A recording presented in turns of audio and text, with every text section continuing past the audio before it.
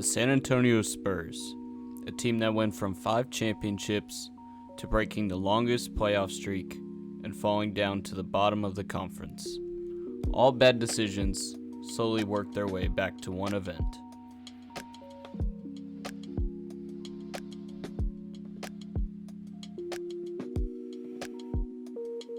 May 14th, 2007. 8 minutes, 4 seconds, third quarter, Game 1, Western Conference Finals. 1 Mississippi. That's right, we're going blindside rules. The Spurs transition to offense and the ball is passed to LaMarcus Aldridge, who can drive to the basket but runs the risk of getting double-teamed by Kevin Durant and Zaza, or triple-teamed with DeMarcus Cousins. 2 Mississippi. Aldridge starts to fake through the paint while Kawhi cuts to the 3. 3 Mississippi. Aldridge pump fakes Zaza, stopping both his and Zaza's momentum. 4 Mississippi. Aldridge passes out to Kawhi and transitions to a screen. 5 Mississippi. Kevin Durant closes in on Kawhi Leonard outside the 3. 6 Mississippi. Kawhi slips past Kevin Durant as Zaza makes the switch to guard on ball. 7 Mississippi. Kawhi pulls out for a 3 as Zaza jumps to contest. 8 Mississippi. Kawhi is still in the air while Zaza sticks his foot out on the floor. 9 Mississippi. Kawhi lands awkwardly on Zaza's positioned foot. 10 Mississippi. Kawhi is on the floor, holding his ankle, aching in pain in front of the Spurs bench. Also, I want to point out I used the words sticked out and positioned for Zaza's foot. Golden State fans still debate to this day that this wasn't dirty. It was. I know it. Fernando knows it. My dad knows it. Rusty Buckets knows it. The whole NBA knows it. Golden State just refuses to admit it. So you know what? Out of spite. There. Change the title. Deal with it. Pop, how much more difficult is it without him, obviously, against a team like Golden State, as opposed to how much more difficult is it? I mean, how would it be if Curry didn't play? How much more difficult would that be? I'm not a happy camper, but that's a silly question. A 2-step lead with your foot closeout is not appropriate. It's dangerous. It's unsportsmanlike. It's just not what anybody does to anybody else. And this particular individual has a history with that kind of action.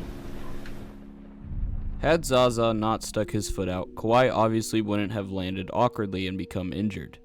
This injury led to mistrust with the Spurs organization with how they dealt with the injury, wanting their star player back on the court ASAP, while Kawhi did not want to play, feeling he knew his body better than anybody else. At the time of the injury, the Spurs were up on the Warriors 76-55. If Kawhi wasn't injured, it isn't too much of a stretch that they would win that game. The Warriors won it barely 113-111 with Kawhi out. However, this is Game 1, against who would ultimately become the champs. With the injury, the Warriors went 4-0. Without the injury, the Warriors still have KD, Curry, Iguodala, and Clay. The best estimate is the Warriors continue to win the series 4-2, winning the first game where the injury didn't happen and another game at the AT&T Center. While still losing in 2017, 2018 is where it starts getting crazy. 2018, the Spurs went 47-35 without Kawhi, finishing as the 7th seed. With Kawhi there, the Spurs could have easily won around 60 games like the 2017 season. In round 1, the Spurs-Warriors series is a toss-up. The Spurs keep Kawhi, but Manu and Tony are now gone. If the Warriors win round 1 like the way it is now, they go on to win the championship again. With no one to stop them in 2019, the Warriors complete their three-peat, meaning that there would still be no non-US teams to win a NBA championship.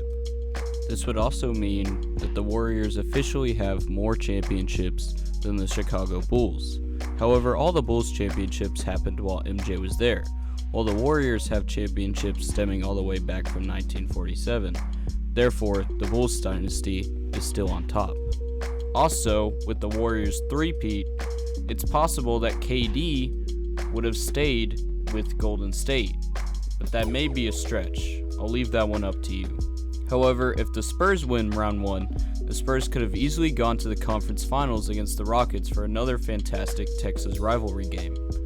The Rockets would most likely win the conference finals and go on to win the finals against the Cavs to gain their first Larry O'Brien since 1995. This new win-loss for the Spurs also raises questions for the draft.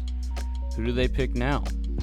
They originally picked Luka Samanic with the 19th pick, who ended up being a lazy bust, and Keldon Johnson, a player argued to be the new face of the Spurs franchise and a now gold medalist. Had Kawhi stayed, Keldon would not have the same Spurs spotlight he does now, if he still goes to the Spurs at all. In 2020, it would be a similar circumstance as 2014, with the Spurs making it to the finals and having Kawhi versus LeBron on the Lakers. However, these 2020 Spurs don't have the big three like 2014. LaMarcus Aldridge also had a shoulder injury during this season. The Lakers would most likely still win the championship.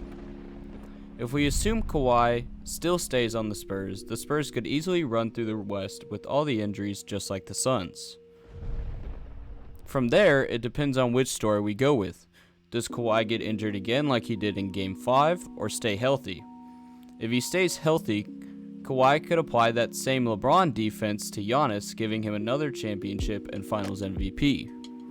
Though, this is hard to say, seeing as what we saw with Giannis this previous year. If Kawhi gets injured like in 2021, the Bucks still win the championship. While maintaining a winning record, the Spurs maintain their draft stock, meaning they only get stronger. We would also have to guess where DeMar DeRozan goes now, but it's impossible to tell. Also, without the Toronto championship, Kawhi's deal with New Balance changes. The Omni Ones gained popularity when Kawhi wore them in his first championship run, allowing Kawhi to get $5.5 million from this endorsement. So needless to say, a lot would change if Kawhi wasn't injured in 2017. But again, this is all a what if. I hope you enjoyed this video. Be sure to like and subscribe and share it around if you did. And give me ideas in the comments for other what ifs. And tell me what you think I should have talked on with this what if. And anyways, I'll see you on the next one.